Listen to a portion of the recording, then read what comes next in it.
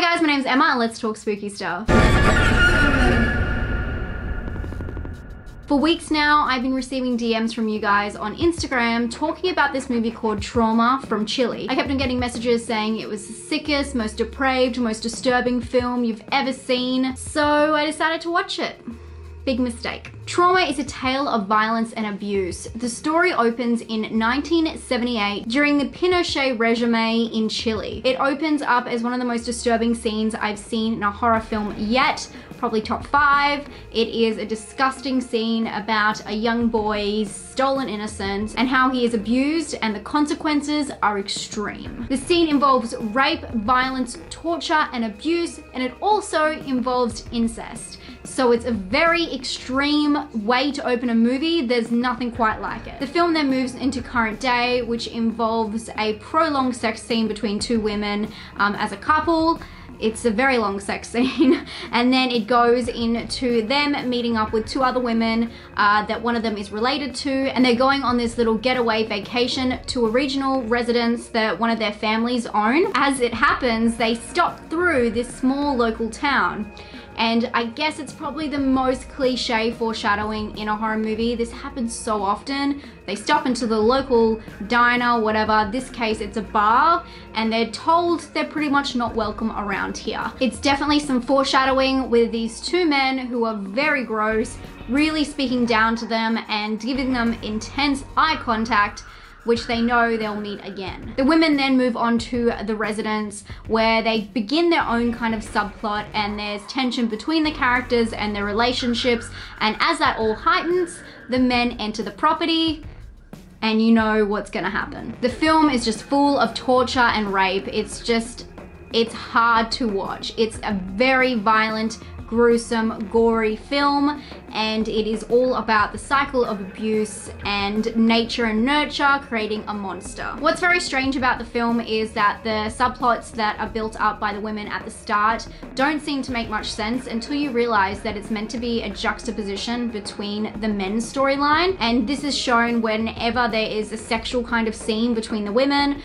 the prolonged sex scene at the start, which comes right after that first opening scene, which is very a forced rape, just violent scene, and then something that is very consensual. And then later in the film, while the girls are in this house and they're having kind of a party, one of them starts doing a striptease, and then that's kind of cut together with these scenes of just horrible sex abuse that has happened to this father and son. Again, this is reflecting consensual sexual behavior and taught sexual behavior. It's very heightened on the sex in this film, where I know a lot of horror movies or like just depraved, disgusting movies, really disturbing movies, they definitely throw in some sexual aspects, and it definitely tips things overboard, where it's kind of the center of the film, the aspect of sex, which is very interesting when it's such a violent film and it began from a war. So it's just a very interesting way they took the storyline to show how gross these people are. At the core of it, the film is about the cycle of abuse. A boy who has made a monster now teaching his son to do the same. Both monsters torture, rape, and kill the innocent. Incest is also a heavy theme in the film from the start, and there's many scenes between the murderous father and son duo. The production value of the film is definitely on the lower side,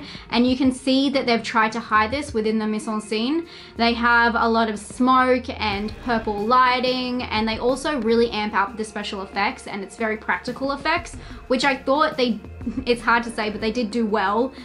The way they look, it looks very realistic, it's very gross, and they show a lot of gore. There's a lot of heads being imploded and things like that you weren't kind of expecting from this kind of budget of a film, but they did it really well for what it's worth. I mean, you can tell that they're trying to disgust you, and it definitely works in that regard. I will say that the acting wasn't bad in the film, but something that did throw me off was the sound.